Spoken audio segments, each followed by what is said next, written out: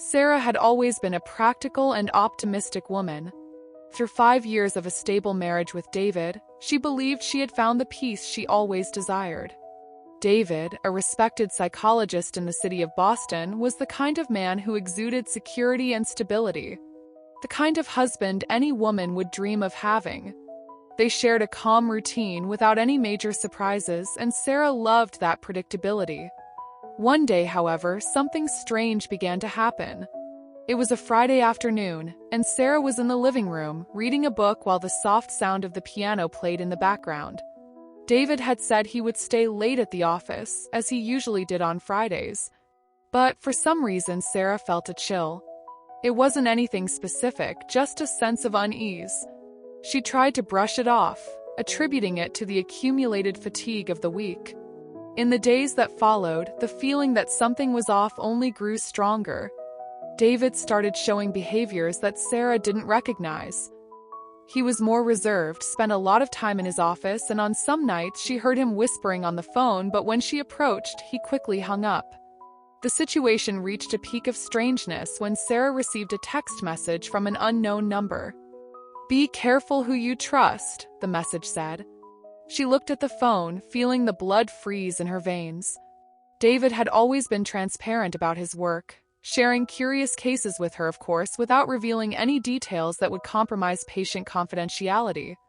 But now he seemed distant, as if carrying a burden he refused to share. When she asked about his day, he only gave her a superficial smile, saying everything was fine. But the empty look in his eyes told a different story. Worried, Sarah decided to talk to her best friend, Chloe. They met at their usual cafe, and Sarah didn't hesitate to tell her about David's behavioral changes and the cryptic message she had received. Chloe, always the voice of reason, advised her not to jump to conclusions but also suggested that Sarah stay alert. "Maybe he's going through something at work and doesn't want to worry you," Chloe said, trying to calm her friend. But at the same time, she couldn't hide her own concern. "Just keep an eye on things, and if something seems wrong, you need to act." That night, Sarah decided she needed to investigate. Sitting alone on the couch as the clock struck midnight, she heard the sound of David's office door closing. He had finished work for the night. Sarah waited until she was sure he had gone upstairs to the bedroom before going to the office. With her heart racing, she began to search through the papers on his desk. There were reports and notes on patients, nothing unusual, until she found a different file. When she opened it, she realized it was about a particular patient who had disappeared a few months ago. What was even stranger was that the case was highlighted as if it were of extreme importance. As she flipped through the pages, Sarah felt a knot in her stomach. The notes were disturbing, talking about the patient's obsessive and paranoid behavior. And on one of the pages, there was a handwritten note by David. "He knows too much." What was David hiding? Who was this patient, and what did he know? Questions began to flood her mind, and Sarah knew her peaceful life was about to change forever. She quickly closed the file, put it back in its place, and left the office, trying not to make any noise. When she entered the bedroom, she saw David sleeping, his breathing calm and deep. But now there was a shadow hanging over them, a shadow Sarah knew she couldn't ignore. And so the first piece of the puzzle began to fall into place, but at the same time the truth seemed increasingly out of Sarah's reach. She didn't know it yet, but her search for answers would lead her down a dark path where long-buried secrets would come to light, threatening not only her marriage but also her sanity. The days that followed were torture for Sarah. Every moment spent with David felt tense, even though he acted normally. The laughter and conversations that once filled the house now seemed forced, as if both were playing roles that no longer fit. Despite everything, Sarah tried to maintain the routine, pretending that nothing was out of place. But her mind was always occupied, trying to decipher the mystery that had begun to form around her. The nights became more restless. Sarah spent hours tossing and turning in bed, her mind trapped in the notes she had found in David's office. "He knows too much." Those words echoed in her head like a dark mantra, increasingly hard to ignore. And as if things couldn't get worse, another message appeared on her phone, this time more direct. "Stop searching or you'll be next." Fear began to consume Sarah. The message was a clear threat, but from whom? She knew she couldn't continue in this state of inertia. She needed to act, but how? And whom could she trust? Chloe was the first person that came to mind. She knew her friend would be cautious but also determined to help her. However, something held her back from calling Chloe immediately. Part of her was hesitant, afraid of involving her friend in something dangerous. She decided to wait, to observe a little more, trying to understand better what was happening. But destiny had its own plans. One morning, Sarah was alone at home. David had left early, claiming he needed to review some reports at the office. She took advantage of the solitude to explore his office once again. This time, Sarah was determined to discover what was really going on. When she opened the bottom drawer of the desk, which always seemed to be locked, she found a small key hidden among random papers.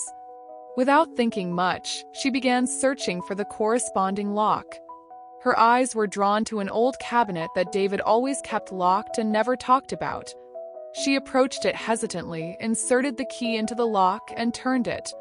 Cabinet opened with a soft click, revealing a set of folders organized in an obsessively neat manner. Sarah pulled out the first folder, her hands trembling slightly. What she saw made her heart stop for a moment. Inside were photos of missing patients, newspaper clippings about the cases, and notes handwritten by David. Each folder seemed to be linked to a different patient, but they all had something in common. All the patients had mysteriously disappeared after being treated by David. In one of the folders, Sarah found something that sent a chill down her spine. There were letters written by one of the patients, addressed to David. The words were filled with desperation, pleading for help, but there were also disturbing accusations, insinuating that David was involved in something much more sinister than simple psychotherapy. "I know what you did, and I'm going to tell everyone," one of the letters said. The last page was torn, and Sarah couldn't find the end of the message.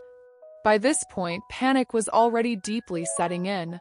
It was as if the life she knew was disintegrating before her eyes, revealing a reality she could never have imagined. Suddenly, the sound of the front door opening brought Sarah back to the present. David had returned home. Desperation took over her as she quickly closed the cabinet and tried to restore everything to its original order. She placed the key back where she found it and left the office as discreetly as possible.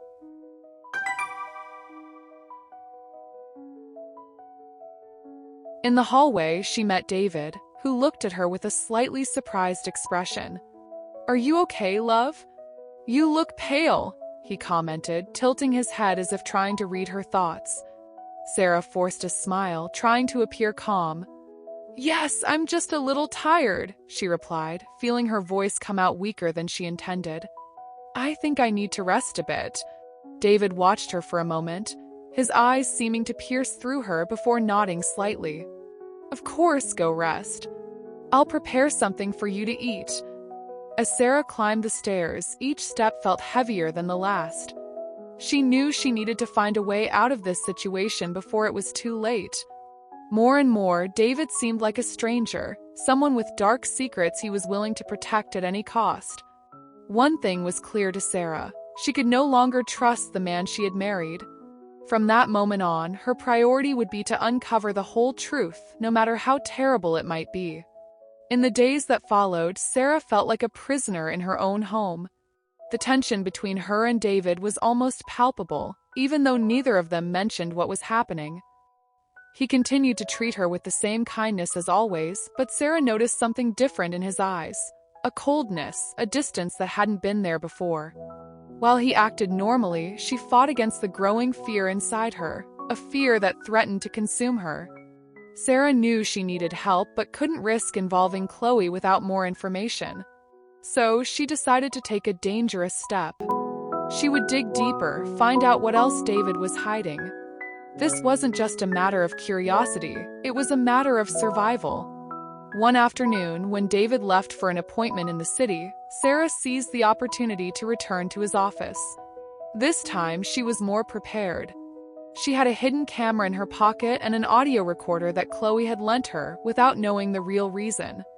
Sarah had only said that she was working on a surprise project for David, and Chloe, always eager to help, didn't ask many questions. As she opened the locked cabinet again, Sarah began reviewing the files one by one, photographing and recording everything. The stories contained within were terrifying. Each patient seemed to have been manipulated mentally and emotionally in ways far beyond what any ethical therapist would do. David's notes suggested that he had a personal interest in their suffering, almost as if he were conducting macabre psychological experiments. In one of the files, Sarah found a photo that made her freeze. It was a woman, frail-looking, with swollen eyes from crying. There was a note next to the photo. Emily R., 32 years old, missing since April 2021. Last contact, David C. Sarah recognized the name. Emily was a patient of David's whom he had briefly mentioned in a casual conversation years ago. At the time, he had said she had moved to another city and stopped treatment. But now it seemed the story was much darker. Sarah's breath became irregular. She was at a dead end, unsure of what to do with the information she had. David wasn't just a therapist with questionable practices. He was involved in the disappearance of several people. And now Sarah had proof of it. But what could she do with this evidence? She couldn't just go to the police without risking her own life. As she tried to decide her next move, she heard the sound of a car pulling into the driveway. Panic overtook her. David was back much earlier than expected. Sarah quickly closed the cabinet, stowed away the camera and recorder, and left the office as quietly as she could. She rushed to the kitchen and pretended to be making a snack when David entered. "Sarah," he called out, in a voice that seemed too calm given the urgency she sensed in his return. "I'm here," she replied, trying to sound nonchalant. David appeared in the kitchen doorway, his eyes fixed on her. He seemed to be studying her every move like a predator watching its prey. "I came home to grab some documents I forgot. Are you okay? You seem a bit nervous." Sarah forced a smile. "I'm fine, just thinking about a few things. I was organizing some recipes in the kitchen." David nodded, but his eyes didn't leave her for a second. "You didn't go into my office, did you?" he asked casually, but there was an undercurrent of tension in his voice. Sarah's heart raced. She knew she couldn't hesitate. "No, I didn't go in there today." "Why?" He continued to watch her for what felt like an eternity before finally looking away. "No reason, just asking. I need to grab some papers, I'll be right back." Sarah clung to the kitchen counter, trying to steady her trembling hands. She wasn't sure if he believed her, but she knew she had to act quickly. From that moment on, Sarah decided she could no longer stay passive. It was time to seek help, even if it meant risking everything. The next day, while David was at work, Sarah met with Chloe at a discreet cafe, far from their usual spots. She told her everything, showing the photos she had taken and the audio she had recorded. Chloe listened intently, her face growing paler as Sarah described what she had uncovered. When Sarah finished, Chloe was visibly shaken. "My God, Sarah. You need to go to the police." Sarah shook her head, the anguish clear in her eyes. "I know, Chloe. But I'm scared. What if David finds out I'm investigating? What if he does something to me before I can do anything?" Chloe grasped Sarah's hand, her eyes filled with determination. "We'll do this together. We'll plan it right.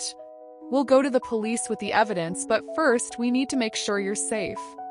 Sarah knew Chloe was right, but the feeling of being trapped only grew stronger. She could no longer trust anyone around her except Chloe. And now, with everything she knew, her life was at a risk she could barely comprehend. They left the cafe with a plan in mind. Chloe would find a reliable contact in the police to help with the case, while Sarah would take every precaution not to raise suspicion. But as they walked down the sidewalk, Sarah couldn't shake the feeling that they were being watched. And they were. A few yards away, inside a black car with tinted windows, someone was watching them closely. When they said their goodbyes, the car slowly began to follow Sarah. She didn't know it, but the shadowy game unfolding around her was just beginning, and the secrets David was hiding were far deeper and more dangerous than she had ever imagined. As Sarah walked back home, the feeling of being watched wouldn't leave her. Every step she took seemed to echo louder than usual, and the city, which had always been a familiar and comforting place, now felt full of hidden eyes and dark intentions. When she finally entered her house, she locked the door behind her and leaned against it, trying to calm her breathing. She needed to pull herself together. The plan she and Chloe had made seemed solid, but the more she thought about it, the more doubts crept in. What if David found out before they could act? What if he already knew what she was doing? With every passing moment, Sarah felt like time was running out and there was no room for mistakes. That night, as they had dinner, David was more talkative than usual, describing in detail a particularly difficult session he had with a patient. But Sarah couldn't focus on his words. Her mind was fixated on the plan she needed to execute in the coming days. "Sarah, are you listening to me?" David asked, interrupting his flow of words. He tilted his head, his eyes narrowing as if assessing her reaction. "Yes, of course," she replied quickly, but she knew her answer wasn't convincing. "Sorry, I was just thinking about work. A complicated project." David remained silent for a moment, his gaze fixed on her. "You've seemed distracted lately. Are you sure it's just work?" Sarah struggled to keep her composure. "Yes, just work. Nothing to worry about." He nodded, but the discomfort lingered in the air. Sarah knew that each day it was getting harder to hide her true intentions. But David seemed to accept her explanation, at least for now. The next day, Sarah met with Chloe again, this time in the safety of her own home. Chloe had managed to connect with a reliable contact in the police force, a detective named Jack Williams, who discreetly handled complex cases and was willing to help as long as they had concrete evidence. "I talked to him," Chloe said as they sipped coffee in the kitchen. "He seemed really concerned when I described the situation. He said that David's behavior could be linked to something much bigger, possibly a network of manipulation or even human trafficking." Sarah's stomach turned.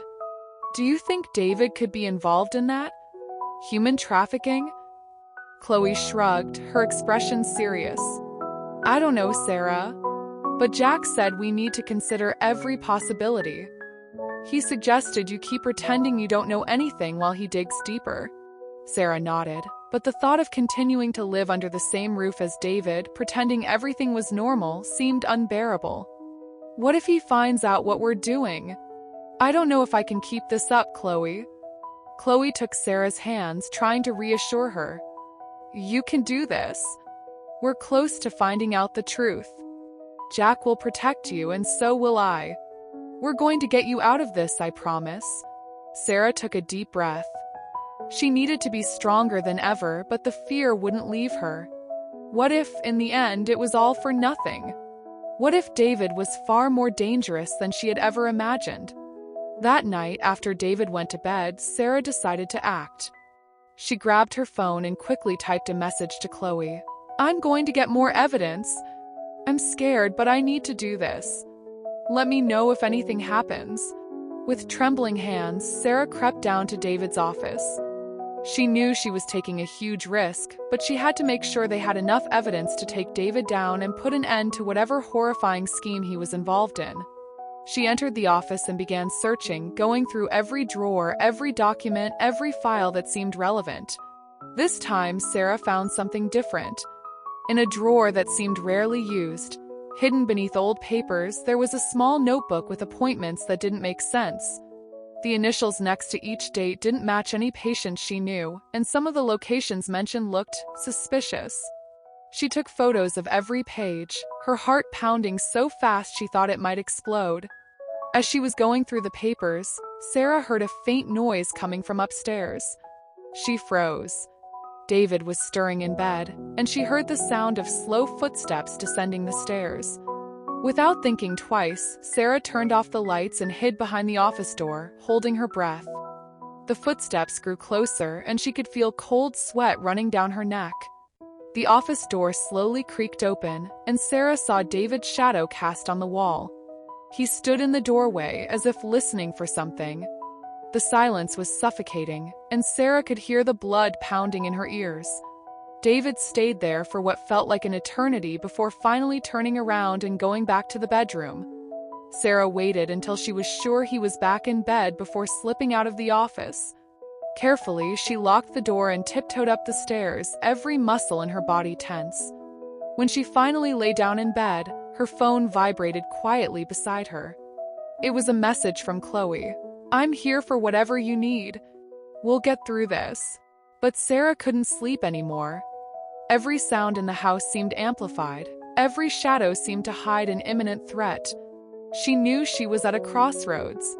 One wrong move and everything could fall apart. The next morning, David acted as if nothing had happened. But Sarah knew he was starting to suspect something. During breakfast, he asked trivial questions about her plans for the day, but there was a hint of suspicion in every word. Sarah responded calmly, trying to maintain the facade of normalcy. When he left for work, Sarah knew time was running out. She needed to meet with Chloe and Detective Jack immediately. She grabbed her things and left the house without looking back. At their meeting place, a discreet park in the city, Sarah spotted Chloe and a tall, serious-looking man with graying hair and a stern expression. It was Jack Williams. Sarah approached them and greeted them quickly, not hiding her anxiety. "I brought the evidence," Sarah said, handing over the notebook and the photos she had taken. "This should help, right?" Jack examined the documents carefully, his sharp eyes analyzing every detail. He paused, looking at Sarah.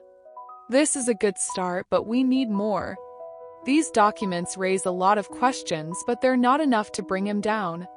We need something more concrete." Sarah felt the ground fall out from under her. "More? But what else can I do?" Jack took a deep breath. "Sarah, I understand this is difficult, but we need something that directly links David to these disappearances. Confession, perhaps, or some proof that he was directly involved in something illegal." Chloe held Sarah's arm, trying to comfort her. "We'll get that evidence, Sarah. I know we will. And Jack is here to help us." Sarah nodded, trying to stay calm. "I'll do whatever it takes. Just help me get out of this alive." Jack nodded. "We're with you. And believe me, we've faced worse situations. But we need to move fast." They spent the morning discussing strategies, but deep down, Sarah knew she was entering dangerously uncharted territory. Things were reaching a point of no return, and she needed to be prepared for anything. As she made her way home, the feeling of being followed came back stronger than ever. She glanced over her shoulder several times but saw nothing suspicious. Still, the unease lingered. When she arrived home, she found the front door slightly ajar. Sarah's heart nearly stopped. She was certain she had locked the door when she left. Taking cautious steps, she entered the house, her eyes scanning every corner for something out of place. Everything seemed normal except for one detail. In the center of the living room table was a black envelope with her name written on it in familiar handwriting. It was from David. With trembling hands, Sarah opened the envelope and found a short note, written in firm, decisive letters. "Sarah, stop now. I know what you're doing. Think very carefully before making your next move. It could be your last." Sarah let the note fall to the floor. David knew. And now the danger was real, far more real than she had ever imagined. She was alone in a house where any wrong move could be fatal. She knew she needed to leave immediately, but the question was David on his way, or was he already waiting for her somewhere in the dark corners of the house? Sarah froze, her body rigid as if trapped in a snare. The note from David, still open on the table, was a clear sign that he was closer than she had thought. She didn't know where he was or how long he had known about her actions, but one thing was certain. He was watching her, and the game was about to turn deadly. Without wasting another second, Sarah grabbed the note, crumpled it up, and tossed it into the still-burning fireplace in the living room. She watched the black paper twist and burn until it turned to ashes, but the feeling of dread didn't diminish. Whatever David had planned, he was more prepared than she was. With a shaky breath, Sarah picked up the phone and called Chloe. Her voice was low, almost inaudible, as she tried not to make any noise. "Chloe, I'm at home and he knows." David knows everything. I need to get out of here now. Chloe didn't hesitate. Sarah, get out right now. Go to a public place, a cafe, anywhere he can't follow you without being seen. I'm calling Jack right now. Stay on the phone with me until you're out of the house. Sarah nodded, even though Chloe couldn't see her. She grabbed her keys and prepared to leave. But when she tried to turn the doorknob, it wouldn't move. It was locked from the inside. With trembling hands, she tried the key again, but nothing happened. Chloe, the door won't open. I don't know what to do. It's locked from the inside, Sarah said, her voice rising in desperation. Stay calm, Sarah, Chloe replied, trying to soothe her. Try the windows, any of them. You need to get out of there. Sarah ran to the kitchen, where the large windows overlooked the backyard. She tried to open one, then another, but they were all stuck, as if they had been carefully sealed. Cold sweat started to form on her skin, and the panic grew. Not only did David know, but he was also one step ahead of her. With no other option, she ran upstairs to the master bedroom. There was a large window that faced the front yard. If she could get it open, she could jump and run to the street before he caught up to her. However, when she reached the bedroom, she found something that made her stop in her tracks. David was sitting on the edge of the bed, as if he had been waiting for her. The smile he gave her was cold, almost predatory, and the air between them felt heavy, thick with unbearable tension. You really thought you could fool me, Sarah? He asked, his voice calm but with an unsettling intensity. I knew from the start. You're not as discreet as you think. Sarah's heart was racing. She knew she couldn't show fear, even though she felt like she was about to fall apart. David, why are you doing this? What do you want from me? David stood up slowly, approaching her with measured steps. I didn't want it to come to this. But you forced my hand, Sarah. You couldn't just trust me, could you? Trust you? Sarah took a step back, trying to keep her distance. After everything I've found out? David, I know about the missing patients, the manipulation. What did you do to those people? David stopped, the smile vanishing from his face. You think you know, but you have no idea what's really going on. Those patients, they were dangerous, Sarah. They knew too much. Just like you do now. A chill ran down Sarah's spine. You killed them, didn't you? David didn't respond immediately. Instead, he turned and walked to the window, looking out as if evaluating the situation. I did what had to be done. And now I'm in a very delicate position. You've put yourself in the middle of something you were never supposed to discover. Sarah knew she had to think fast. She was cornered with no visible way out, but she needed to buy time. David, it doesn't have to be like this. We can work it out. I can forget what I saw. We can move on.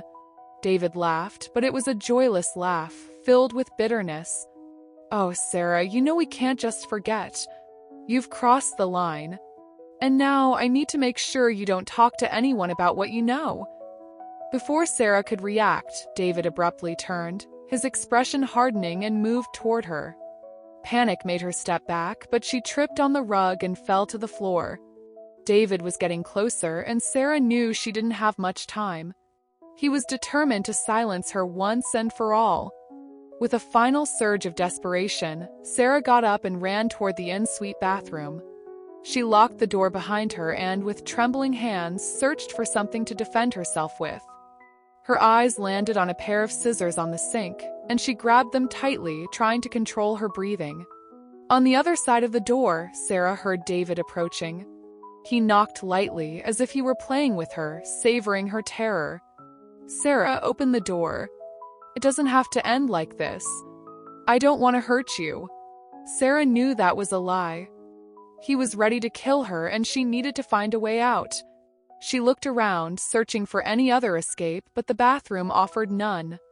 She was cornered, and the only thing between her and David was a wooden door that wouldn't hold for long. Then, something unexpected happened. As David tried to break down the door, the sound of approaching sirens shattered the oppressive silence. Police were coming. David stopped immediately, his face twisting into an expression of rage and frustration. "Did you call the police?" he shouted, pounding on the door harder. Sarah stayed silent, but inside she felt a wave of relief. Chloe and Jack had acted faster than she expected.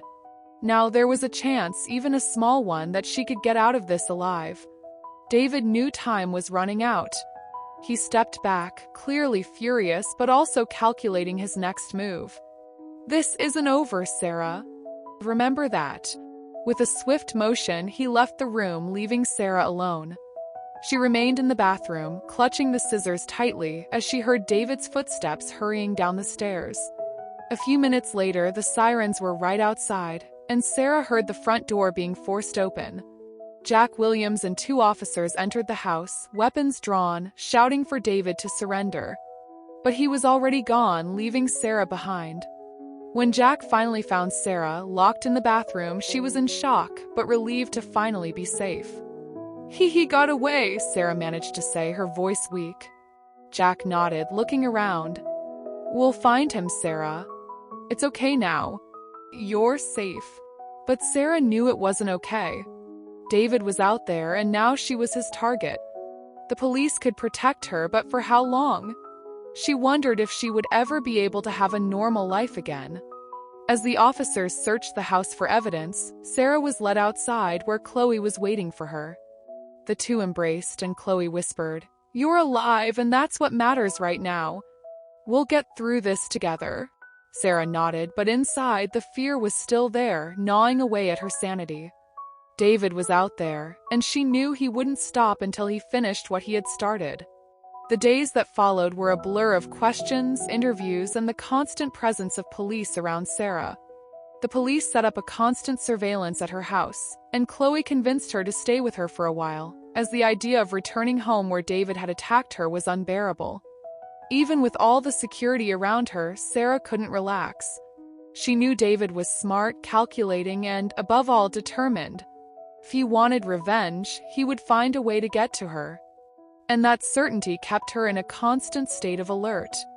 Chloe did her best to distract Sarah, keeping her busy with simple activities and trivial conversations. But it was clear that both were on edge. Tension hung in the air, and they both knew they were living under an imminent threat. A week passed without any sign of David, and although the police were confident that he would be captured soon, Sarah didn't share their optimism. David's silence was more terrifying than any direct confrontation. She knew he was out there, planning, waiting for the right moment to strike. On a Saturday morning, while Chloe was in the kitchen making coffee, Sarah sat in the living room trying to focus on a book. But with every page she turned, her thoughts kept drifting back to David. The images of the files she had found, the letters, the photos of the missing patients, all of it swirled in her mind like a horror movie she couldn't turn off. A light knock on the door broke her train of thought. Sarah looked at Chloe, who paused what she was doing and frowned. "Are you expecting someone?" Chloe asked, already heading towards the door. "No," Sarah replied, a chill running down her spine. Chloe peered through the peephole and relaxed. "It's Jack." She opened the door, and Jack Williams entered with a serious expression. Sarah immediately stood up, her heart racing. "What happened? Did you find David?" Jack nodded, but there was something in the way he looked at Sarah that made her stomach knot. "We got a lead. He was spotted in a town a few hours from here. We're setting up an operation to catch him, but there's more." "More?" Sarah asked, her voice trembling. Jack hesitated but knew he had to be straightforward. "We've learned that David isn't working alone. Someone else is involved, someone helping him hide, and this person might be closer than we thought." The impact of his words left Sarah breathless. Who could it be? Who would help David? Chloe stood beside Sarah, visibly worried. "Does this mean we're still in danger, even with him far away?" Jack looked directly at Sarah. "Unfortunately, yes.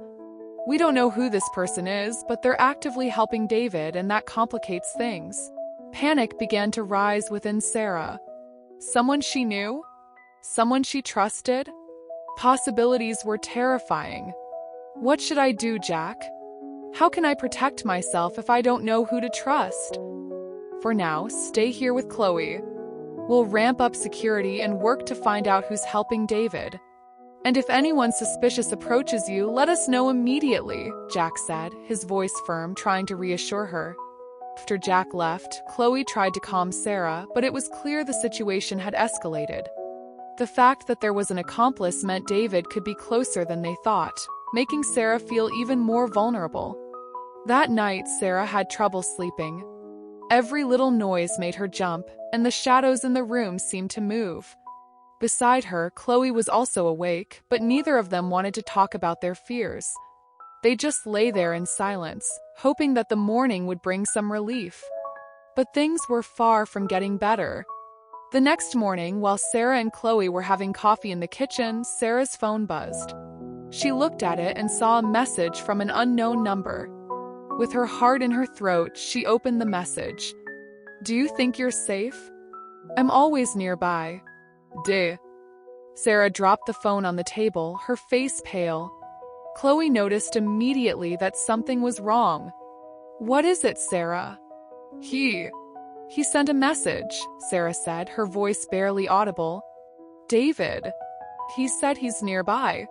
Chloe picked up the phone and read the message, her concern turning into panic. "How did he get your number? And why is he playing games like this with you?" Before Sarah could respond, another message arrived. This time it was a photo. It showed the front of Chloe's house, taken from a vantage point as if someone were hiding nearby. They both froze, paralyzed by fear. David was there, watching them, and they had no idea how long it had been going on. He was closer than they ever imagined. "We need to call Jack now," Chloe said, already reaching for the phone, her hands trembling. Sarah nodded, but something inside her was breaking. Every piece of security she tried to cling to was disintegrating in the face of the terrifying reality that David was playing a deadly game with her. And worse, he always seemed one step ahead. Jack arrived at Chloe's house in less than 10 minutes, accompanied by a team of officers. They searched the area around the house but found no sign of David. It was as if he were a ghost, appearing and disappearing at will. "He's toying with us," Jack said, frustrated. "But that means he's getting desperate. Maybe we can use that to our advantage." Still in shock from the message, Sarah looked at Jack, searching for hope. "How can we do that?" "We'll set a trap," Jack responded, his tone decisive. "We need to make David think you're alone, that you've let your guard down. If he takes the bait, we can catch him." Chloe looked at Sarah, concerned. "That's really dangerous. What if something goes wrong?" Sarah knew the plan was risky, but she also knew it was one of the few chances they had to capture David. "I'm in," she said, her voice firm. "We need to end this once and for all." Jack explained the plan. Sarah would return to her house with the police team ready but out of sight. They would create the illusion that she was alone, vulnerable, hoping David wouldn't be able to resist the temptation to strike. As they discussed the details, Sarah felt a mix of fear and determination. She knew she was risking everything, but she saw no other way out. She was tired of living in fear, tired of being hunted. If this was the price to get her life back, she was willing to pay it. That night, Sarah was taken back to her house, where the atmosphere seemed to be soaked with David's presence. Everything was set. The lights in the house were left on, creating the illusion of a normal evening while she moved around the house, pretending to be relaxed. But inside, Sarah was on high alert, every nerve on edge. The police team was hidden around the house, ready to act at the first sign of David. Jack was outside, in constant contact with Sarah through an earpiece, ensuring she was never truly alone. The hours passed slowly. Sarah sat in the living room, pretending to read a book, but every sound, every movement made her jump. She knew he would come. She felt it deep within her. And then, just before midnight, she heard a soft noise coming from the back door. Sarah froze. It was him. Jack was alert. "Sarah, it's okay. Stay calm. He's here, we're going to get him." The noise grew louder, followed by the sound of the door slowly opening. Sarah tried to control her breathing, knowing the next move was crucial. David entered the house silently, like a predator approaching its prey. He was dressed in black, his face obscured by shadows, but Sarah knew it was him. Her heart pounded, but she maintained her composure. David was just a few steps from Sarah when the officers moved in. They stormed the house, surrounding David before he could react. Jack was at the front, his gun aimed directly at David. "It's over, David," Jack said, his voice firm and authoritative. "You're surrounded. There's nowhere to run." David slowly raised his hands, a cold smile on his face. "Well done, Sarah. It looks like you won this round." But before the officers could handcuff him, David made a quick move, pulling something from his pocket. There was a brief moment of panic before Jack tackled him to the ground, pinning him down. "Check him!" Jack shouted as the other officers restrained David. One of the officers found a small vial in his hand, cyanide. David had been ready to end his own life if captured. Jack looked at Sarah, who was pale and trembling but unharmed. "Are you okay?" Sarah nodded slowly, still trying to process what had just happened. "Yes, I'm okay. I can't believe it's over." But something in David's eyes, even as he was being taken away by the police, wouldn't let her rest. There was a dark promise in his gaze, as if he knew something the others didn't. Something that could turn this victory into another tragedy. Even with David in custody, Sarah knew things wouldn't be the same. The trauma, the fear, the distrust, it would all stay with her for a long time. And as she watched David being taken away, she couldn't shake the feeling that somehow this nightmare was far from over. David's arrest brought a brief sense of relief, but for Sarah, the shadows he had cast over her life didn't disappear. In the days that followed, she was overwhelmed with conflicting emotions: relief at being alive, fear that something worse was yet to come, and deep sadness realizing that the man she had loved for so long had turned out to be a monster. Chloe stayed by Sarah's side, trying to help her friend pick up the pieces. Even so, the nights were haunted by nightmares. Sarah repeatedly relived the moment David broke into the house, felt the terror of being attacked, and woke up drenched in sweat, her heart racing. She knew she needed to deal with the psychological aftermath of this trauma, but the thought of trusting anyone again seemed impossible. Meanwhile, David's case continued to unfold. Jack Williams and his team kept investigating, trying to understand the full extent of David's crimes and identify the accomplice who had been helping him. The evidence Sarah had gathered was enough to keep him behind bars, but something still bothered Jack. The accomplice was out there somewhere, and they still didn't know who it was. One sunny afternoon, Sarah was sitting on Chloe's couch, staring out the window when Jack called. His tone was serious but not alarming. "Sarah, we need you to come to the station. There are some things we need to discuss in person." Sarah felt a chill. "Is it about David?" Jack hesitated before answering. "Yes, but don't worry. I'll explain everything when you get here." She hung up the phone and told Chloe, who insisted on going with her. When they arrived at the police station, they were met by Jack, who led them to a private meeting room. There was tension in the air, and Sarah knew something important was about to be revealed. Jack sat across from them, and Sarah noticed he looked more tired than before. "Sarah, first of all, you need to know that we're doing everything we can to keep you safe. But there's something you need to understand." Sarah nodded, her heart racing. "What is it, Jack?" He took a deep breath before continuing. "During the investigation, we discovered that David wasn't acting alone. There's a larger organization behind him, involving powerful people. And it seems they're aware that you have information that could hurt them." The shock coursed through Sarah's body. "An organization? What kind of organization?" "We don't have all the answers yet, but it seems this organization is involved in human trafficking and other criminal activities.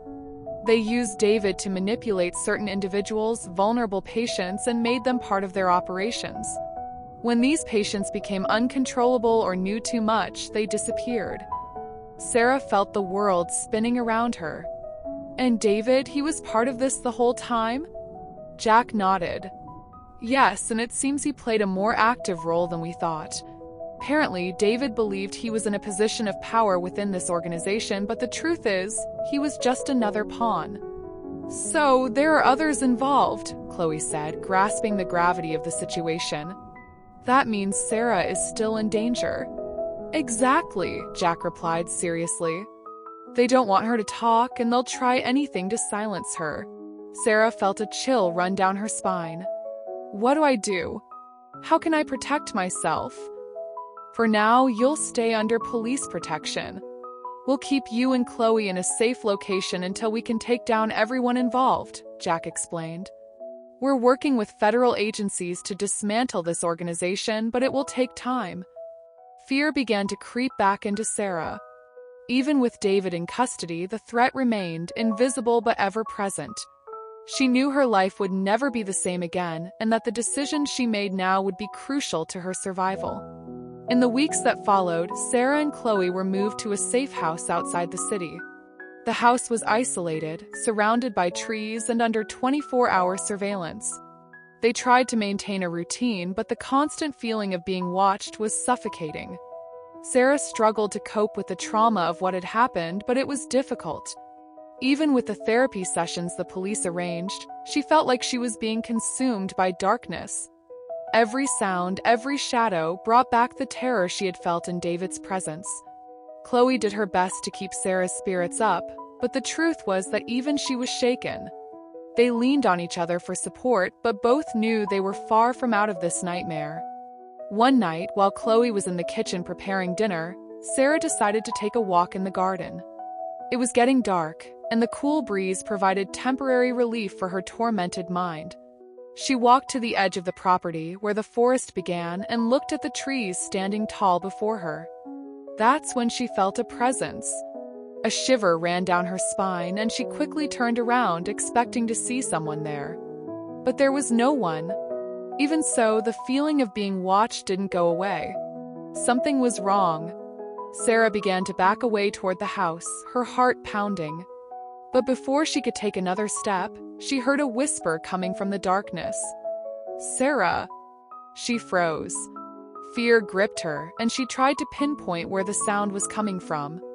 But the shadows of the forest seemed to move, closing in on her as if they were alive. "Sarah!" The whisper came again, this time closer. Sarah turned and ran back to the house, panic overtaking every fiber of her being. When she burst through the kitchen door, out of breath, Chloe rushed to her.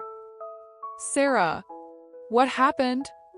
Someone's out there," Sarah said, her voice trembling with fear.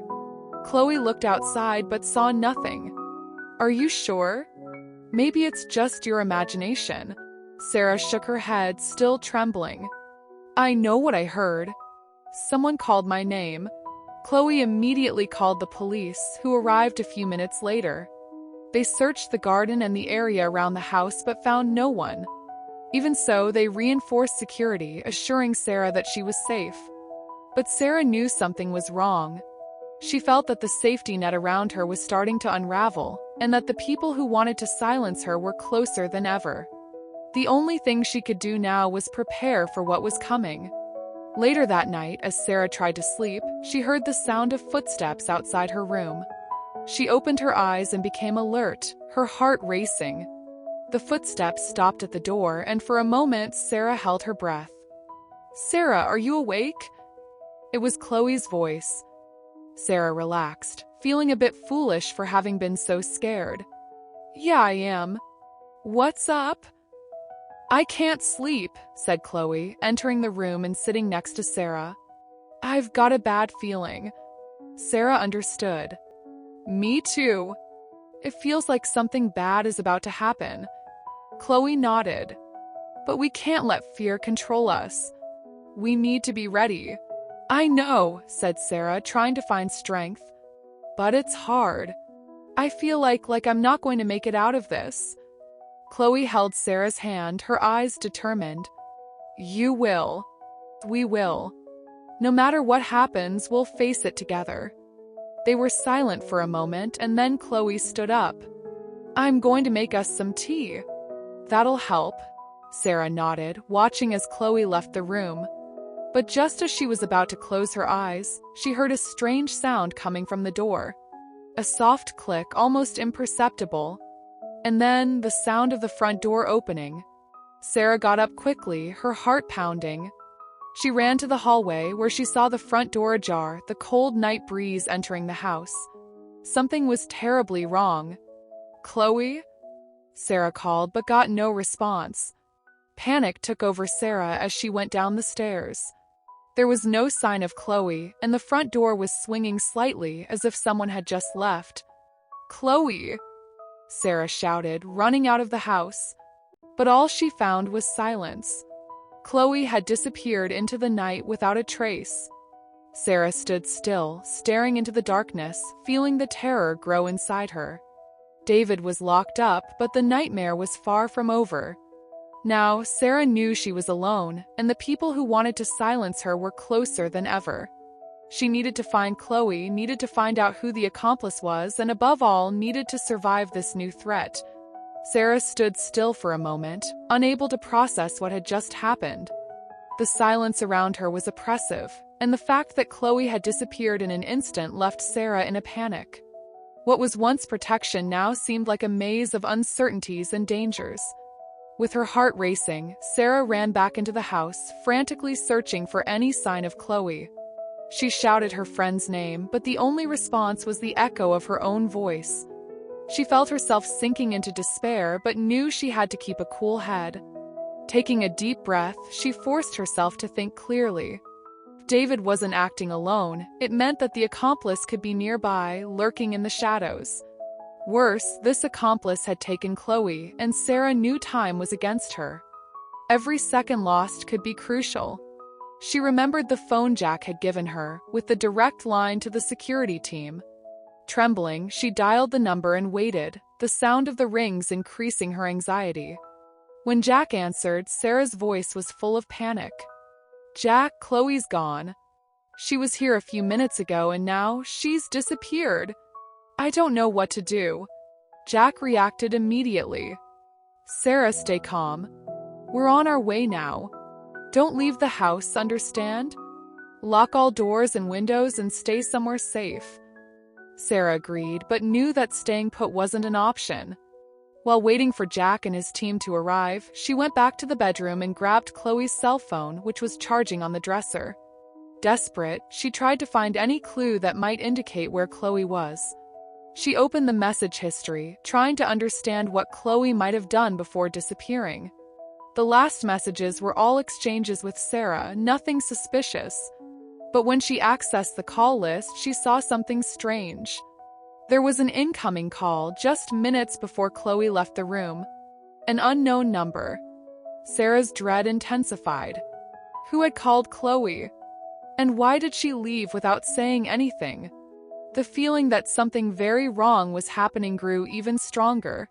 Determined, Sarah picked up the phone and called the number, but the call didn't go through. The number was turned off or out of range.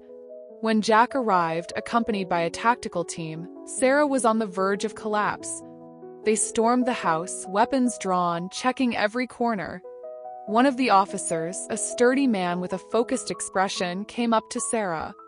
"Are you okay, miss?" he asked, his voice firm. Sarah nodded, but it was clear she was in shock. I was with Chloe, and suddenly she was gone. She got a call from an unknown number, and now she's gone." Jack heard the description and immediately began organizing a search. "We'll comb the entire area. She can't have gone far. Sarah, you need to tell us if you noticed anything strange before this happened." Sarah tried to remember any detail, anything that could help. She was worried. Said she had a bad feeling. And then she went to make tea.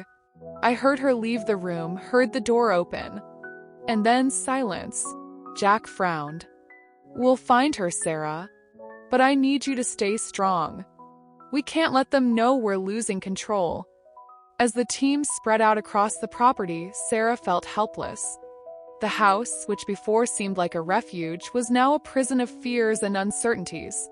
She heard the police talking in code, walking around the grounds, but nothing they did seemed to bring Chloe back. Suddenly, Jack's radio crackled. "Chief, we found something," said a voice on the other end. Jack responded immediately. "Where?" "On the east side of the property, near the fence. There are tire marks, fresh ones. And we found one of her shoes." Sarah felt the ground disappear beneath her feet. "They took her," she muttered, her voice full of despair. Jack held her arm, trying to convey confidence. "We'll find her, Sarah. But we need to act fast. If they took her, they probably want to use her as bait. We need to prepare for the worst." Sarah knew Jack was right, but the fear for Chloe was unbearable. She could barely think of anything other than the image of her friend being taken to an unknown, possibly fatal destination. But at the same time, anger began to bubble up inside her. Anger at David, at whoever the accomplice was, and at herself for not being able to protect her. The following hours were a whirlwind. Jack mobilized all available units to search for Chloe, while Sarah was taken back inside the house, where she remained under the protection of 2 armed police officers. The house now seemed like a fortress, but Sarah knew that no matter how secure it might appear, the walls around her wouldn't be enough to stop the approaching threat. Meanwhile, Jack led the investigation, trying to trace the unknown number that had called Chloe. They quickly discovered that the phone used was a burner, impossible to track, which made things even more complicated. The only solid lead was the tire marks, which were analyzed and indicated a heavy vehicle, possibly an SUV. Time passed slowly. Sarah couldn't sit still. Every minute without news of Chloe was another minute where fear and guilt ate away at her. Increasingly, the idea that something terrible had happened to her friend became unbearable. When Jack finally returned to the house, hours later, exhaustion was written all over his face. He didn't need to say anything. The look in Sarah's eyes had already said it all. They hadn't found Chloe. "Jack," Sarah began, her voice weak. "What are they going to do with her? What do they want?" Jack sighed, sitting down next to her. "Sarah, we know they want to silence you. Chloe might be used as leverage to force you to turn yourself in. They'll probably try to make contact soon.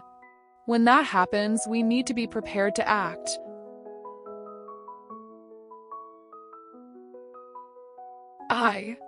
I can't leave Chloe in their hands," Sarah said, determination replacing fear in her heart. "I'll do whatever it takes to bring her back." "You're not alone in this," Jack replied. "We're going to protect you, and we're going to find Chloe. But we need you to keep your head on straight. If they make contact, we need to buy time, negotiate. Every second counts." As they discussed strategies, Sarah's phone rang. She looked at the screen and saw an unknown number. Her heart raced and she felt a deep dread, but she answered, knowing it could be the only chance to save Chloe. On the other end of the line, a distorted voice, probably using some voice modulator, spoke slowly, each word loaded with threat. "Sarah, you thought you could escape, but now we know where you are. If you want to see your friend alive, do exactly as we say." Sarah felt her blood run cold. "What do you want?" "You're going to follow our instructions without the police, or your friend dies. We have eyes everywhere, Sarah. One wrong move and it'll be your last." Sarah looked at Jack, who was watching her closely, reading the situation in her eyes. She knew she had no choice. "I'll do what you ask, but please don't hurt Chloe." The voice on the other end laughed, a cold sound devoid of emotion. "You'll go to the old factory on the East Road alone. If you try anything, she dies. You have 1 hour." The line went dead, and Sarah was left holding the phone, the weight of the situation crushing her. Jack put his hand on her shoulder. "We're going with you, Sarah. But we need to be smart about this."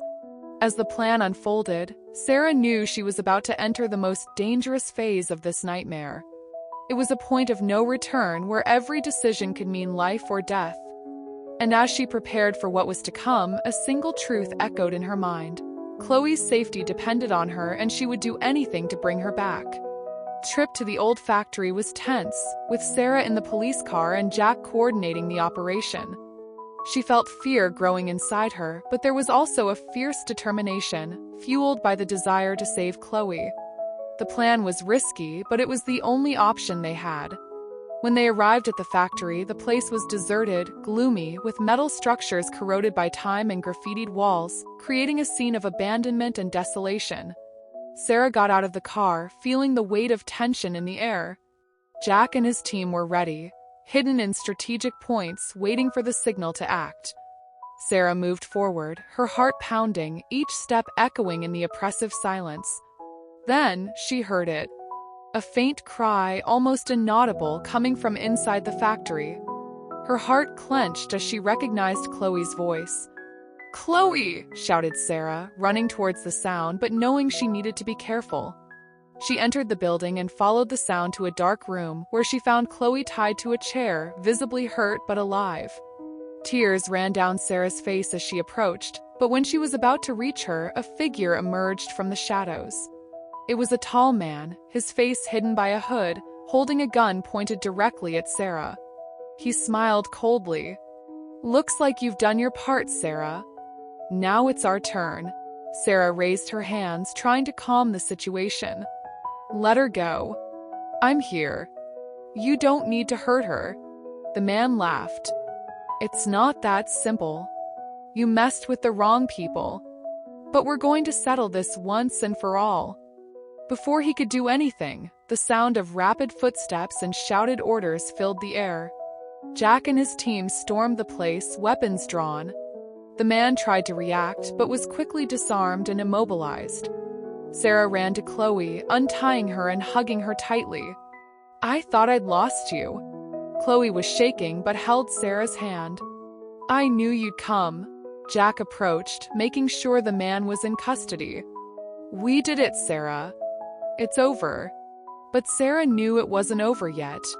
The nightmare might have ended for Chloe, but the threat of the organization still loomed over them. Even with David in prison, what remained of the criminal network was still out there, and Sarah knew that until it was completely dismantled, none of them would be truly safe. As the police finalized the operation and took those involved into custody, Sarah felt a mix of relief and unease. She had survived another ordeal, but the shadow of what David had started would still haunt her for a long time. She held Chloe's hand tightly, determined not to let fear control them. She knew they would need all their strength to face what was still to come. Chloe's rescue had been successful, but fear still hung over Sarah like a dense cloud.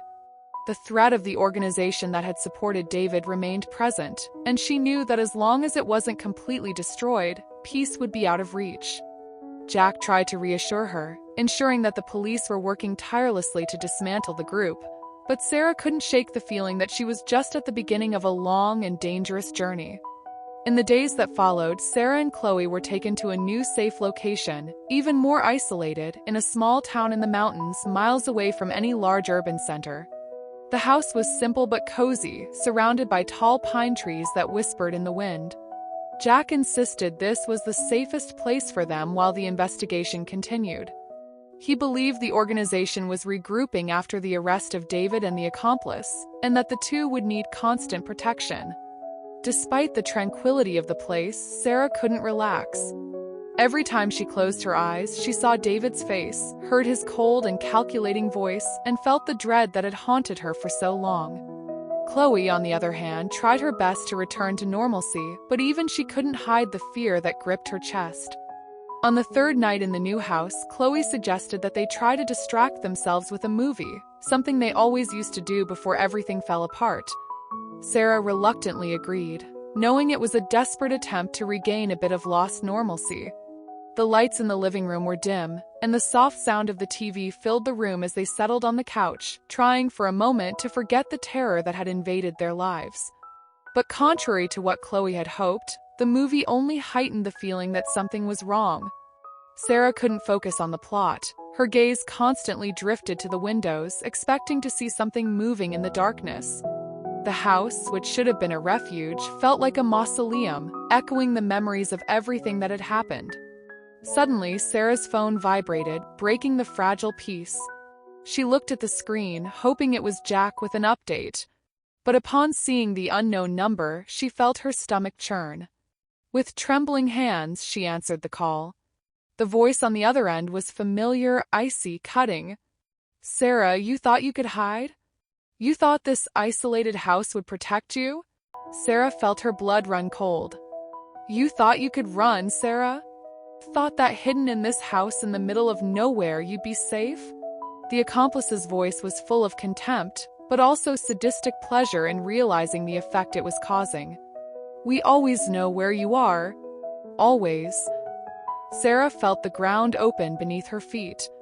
She knew the nightmare wasn't over, but hearing those words was like having fear personified invade her mind once again. What do you want? She managed to ask, her voice trembling as Chloe moved closer, trying to hear what was happening. I want you to understand what's at stake, the voice replied. David was just the beginning. There's much more at play than you can imagine, and we won't stop until we ensure that you and everyone who tries to oppose us are silenced. You and Chloe are just pieces on this board, Sarah. You've already gone too far, Sarah said, trying to regain some of her strength. We're going to expose you. We're going to take down this organization. A low, dark laugh was the response. You're brave, Sarah, but that won't save you. There's nowhere to run, and every time you try, we'll be there. If you want to save your friend, if you want to live, you'll have to do exactly as I say. Sarah looked at Chloe, who was pale, her eyes full of fear but also determination. They had been through so much, and now they were again at a dead end. The idea of continuing to obey the accomplice was unbearable, but Chloe's safety was at stake. I'll do what you say, Sarah finally replied, feeling defeat creep into her voice. But don't touch Chloe. She has nothing to do with this. Good girl, said the voice, satisfied. Now, here are the instructions. Listen carefully. The voice continued, detailing a plan that made Sarah's blood run cold. She was to meet someone at a specific location, alone, and hand over a file with documents that were still in police custody. The file contained evidence that could link powerful members of the organization to illegal activities. If Sarah failed or tried to run, Chloe would be killed. When the call ended, Sarah was pale, the phone still pressed against her ear, as the echo of the accomplice's voice reverberated in her mind. Chloe, realizing the gravity of the situation, immediately asked, What do they want? What are we going to do? Sarah took a deep breath, trying to stay calm. They want me to get a file of documents and deliver it to someone. If I don't do it, they'll hurt you, Chloe. Chloe shook her head, fear evident in her eyes. We can't give in to them, Sarah. Not after everything we've been through. We need to tell Jack. He'll know what to do. Sarah hesitated. The accomplice's voice still echoed in her mind, and the threat was clear. If she involved the police, Chloe would pay the price. But she knew she couldn't fight this alone. She needed Jack, and she needed to trust that he would know how to act. I'm going to tell him, Sarah finally said. But we need to be careful. They're watching us, and any misstep could be the end. Sarah called Jack, who answered quickly, as if already expecting bad news. When she explained what had happened, Jack's voice was full of concern but also determination. Sarah, you did the right thing by calling me. We can't let them win. We're going to protect you and Chloe, but we need to be strategic. I'll prepare the team, but I need you to follow their instructions until we're ready to intervene. Jack knew time was short and the plan would need to be perfect. He would send an undercover team to accompany Sarah to the delivery location, ready to capture the accomplice without Sarah or Chloe getting hurt. But everything would depend on how the plan was executed. The next day, tension was in the air as Sarah prepared for the delivery. Jack and his team were positioned, ready to act, but the feeling that something could go wrong at any moment haunted her. Chloe tried to be strong, but her concern for Sarah was evident in her eyes. They hugged before Sarah left, a silent goodbye full of uncertainties. Sarah drove to the agreed location, an old abandoned train station surrounded by decaying warehouses. The scene was desolate, the kind of place where anything could happen without anyone noticing. Jack was in constant contact with Sarah, giving her coordinates and ensuring that his team was ready to intervene. When Sarah arrived at the location, she parked the car and got out, holding the file with the evidence. Each step she took was accompanied by the echoing sound of her shoes on the concrete, and she felt invisible eyes on her, watching her every move. She looked around, searching for who she was going to meet, but there was no one in sight. Suddenly, a figure emerged from the shadows of one of the warehouses. It was a tall man wearing a dark coat, his face obscured by a hood. He approached slowly, and Sarah felt panic growing inside her. "You brought the file?" the man asked, his voice low and threatening. Sarah nodded, raising the file so he could see it. "It's here. Now leave Chloe alone." The man smiled, but it was a smile without warmth, full of cynicism. "Ah, Sarah, do you really think it's going to be that easy?" Before Sarah could react, the man made a quick move, snatching the file from her hands. Sarah tried to back away, but he grabbed her arm tightly, pulling her closer. "You thought you could fool us?" he whispered, squeezing her arm harder. "This is just the beginning." It was at that moment that things accelerated. Jack and his team, who were positioned, noticed the aggressiveness of the situation and acted. Shouts of "Police!" and "Let her go!" filled the air, followed by the sound of running footsteps and guns being pointed. The man released Sarah, but before he could flee, he was surrounded by police officers. He tried to fight, but was quickly taken down and handcuffed. Sarah, now free, ran into Jack's arms, trembling with fear and relief. "Are you okay?" Jack asked, holding her firmly, making sure she was safe. Sarah nodded, but her eyes were fixed on the man being taken away by the police. There was something about him, something she couldn't explain. He looked at her one last time, and the expression in his eyes was one of pure malice, as if he knew something she didn't. As Jack's team searched the area and interrogated the man, Sarah couldn't shake the feeling that something was wrong. Despite the capture, the dread inside her didn't diminish. She knew this man was just another pawn, and that the real threat was still at large. When Jack returned to Sarah, the concern on his face was evident. "Sarah, this isn't the main accomplice. He's one of the enforcers, but he's not who we're really looking for. We have to stay on alert." Sarah felt a knot in her stomach. "So, who's the real accomplice?" Jack looked at her, his face grim. "We're investigating, but so far they've hidden themselves very well. Capturing this man is an important step, but we still have a lot of work ahead of us." Sarah knew the fight was far from over. The real accomplice, the one pulling the strings, was still out there, and as long as he remained free, she and Chloe would be in constant danger. As Jack escorted her back to the car, Sarah took one last look at the old train station. What had seemed like a conclusion was, in fact, just the beginning of a new phase of the nightmare. The shadows around seemed darker, deeper, and she knew the real enemy was still in the shadows, watching and waiting to make their next move. And this time, they would be more prepared than ever. Sarah returned to the mountain house with Chloe, accompanied by Jack and his team, who were more vigilant than ever. Although the capture of the man at the train station was a step forward, everyone knew he was just a minor piece in a much more dangerous game. The real accomplice, the one who had been pulling the strings from the beginning, was still at large. The house, which had previously offered a sense of protection, now seemed like a place where danger could manifest at any moment. Sarah and Chloe moved through the rooms with constant tension, their nerves on edge. The closed windows, locked doors, and the presence of security agents were not enough to dispel the growing fear. The next morning, Jack received a phone call that would change the course of events. The voice on the other end of the line, one of his police colleagues, informed him that they had managed to trace some calls made by the captured man. These calls led them to a man who had a direct connection to David and apparently was the real accomplice behind everything. "Sarah," Jack said, approaching her with a serious expression. "We have a name. We finally got a concrete lead." Sarah looked up, trying not to let hope completely take over her. "Who is it?" "Richard Hale," Jack said, the name coming out of his mouth like venom. "He's an old colleague of David's, someone he worked with on difficult cases in the past. From what we've discovered, Hale is an experienced manipulator, and there are suspicions that he's involved in various illegal activities, including information trafficking and patient manipulation." Sarah felt a chill. The name wasn't unfamiliar to her. She remembered David mentioning him once or twice in casual conversations, but at the time it was just a distant name without any apparent importance. "Is he somewhere nearby?"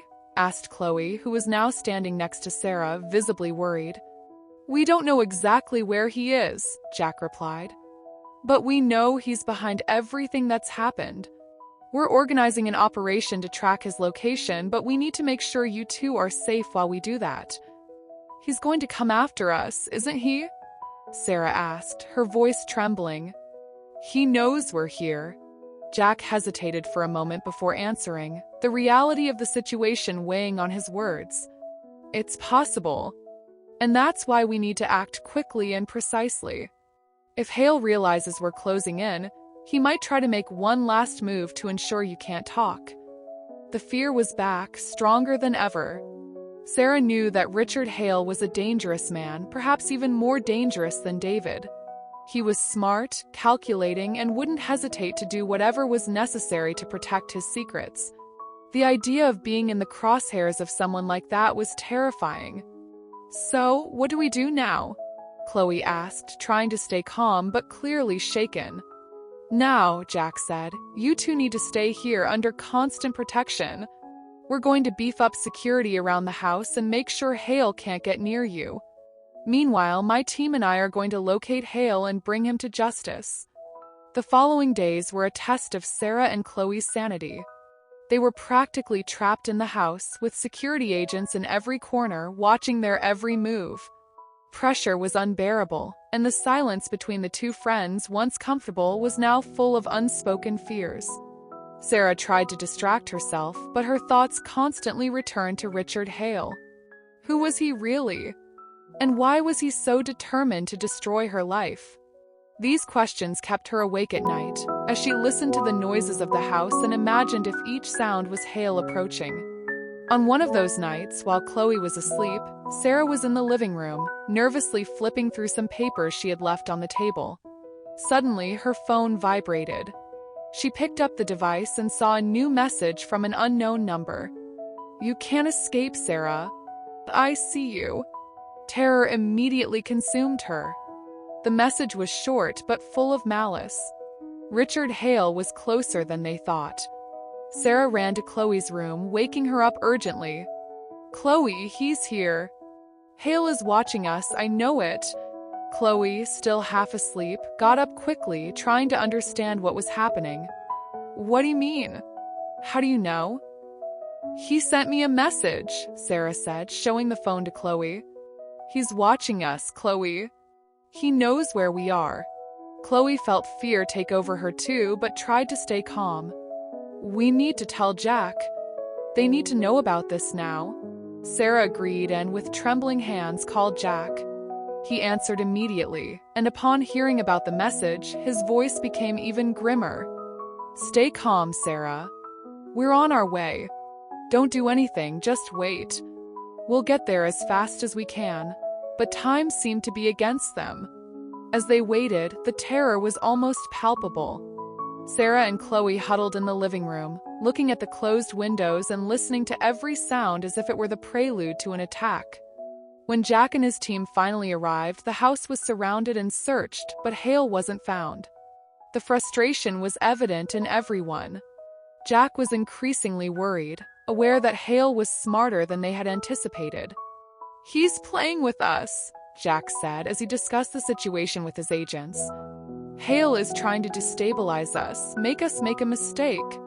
But he can't hide forever." Sarah listened to Jack's words, but the fear inside her didn't diminish. Hale was messing with their minds, and he was winning. The next day, Sarah was alone in the kitchen, trying to make tea to calm her nerves, when she heard a strange noise from outside. The sound was faint, almost inaudible, but enough to make her heart race. She went to the window and looked outside, seeing only the pine trees swaying gently in the wind. But something was wrong. Sarah could feel it. There was a tension in the air, a feeling of being watched. She grabbed her phone and sent a message to Jack, informing him about the noise. He responded quickly, assuring her that the team was checking the area. While waiting, Sarah went back to the living room, trying to appear calm. But before she could sit down, she heard the sound of footsteps behind her. She turned quickly, but the room was empty. Panic began to grow inside her. And then, without warning, the lights in the house flickered and went out, plunging the environment into darkness. Sarah felt her blood run cold. It was Hale. He was there inside the house. With her heart pounding frantically, Sarah tried to reach Chloe, but before she could scream, she felt a strong hand grabbing her arm. She tried to break free, but the grip was firm, cruel. "Always so predictable, Sarah," a familiar voice whispered in her ear. It was Richard Hale. Sarah fought, trying to break free, but Hale pulled her closer, his face inches from hers. His eyes gleamed with intense malice, and Sarah felt she was on the verge of collapse. "You thought you could hide from me?" Hale continued, his tone cold and cutting. "You underestimated me, Sarah. But now we're going to finish what we started." She knew she was in mortal danger. Everything seemed to be happening in slow motion, fear dominating every thought. But deep down, a spark of determination still burned. Sarah knew she needed to fight, somehow she needed to survive. With a desperate effort, she bit Hale's hand, which was holding her tightly. He screamed in pain and loosened his grip for a moment, enough for Sarah to break free and run towards the door. She screamed for Chloe, but before she could reach her, Hale was behind her again, faster and more determined. When Sarah reached the door, he pushed her hard against the wall, making her lose her breath. "You have nowhere to go," Hale said, approaching her again, this time with a cruel smile. "You're mine, Sarah. You always have been." But before Hale could do anything else, the front door was smashed open with a bang, and Jack and his team stormed into the house, guns drawn. "Hale! Stop right now," Jack shouted, his gun pointed directly at the accomplice. Hale turned to face Jack, his eyes full of hatred. For a moment, he seemed to consider fighting, but then gave a cynical smile and slowly raised his hands, backing away.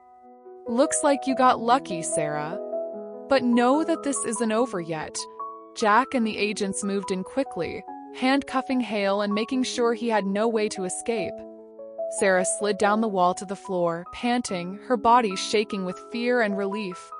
Chloe, who had been found by one of the agents, ran to Sarah, hugging her tightly. I thought he was going to hurt you," Chloe whispered, tears running down her face. Sarah hugged her friend back, trying to calm herself as much as Chloe. "He's not going to hurt us anymore. It's over, Chloe. It's finally over." Jack approached, helping Sarah to her feet. "You were incredibly brave, Sarah. We're going to make sure he pays for all of this." As Hale was led away by the agents, Sarah knew that although the nightmare was technically coming to an end, the scars would remain for a long time. But finally, she and Chloe could begin to rebuild their lives, free from the terror that had haunted them for so long. However, deep down, Sarah knew that the marks of this confrontation would stay with her forever. The fight for survival had left an indelible mark on her soul, but she was determined to move forward, to find the peace she so desperately wanted. She and Chloe had faced the worst, and now it was time to try to start over, one step at a time.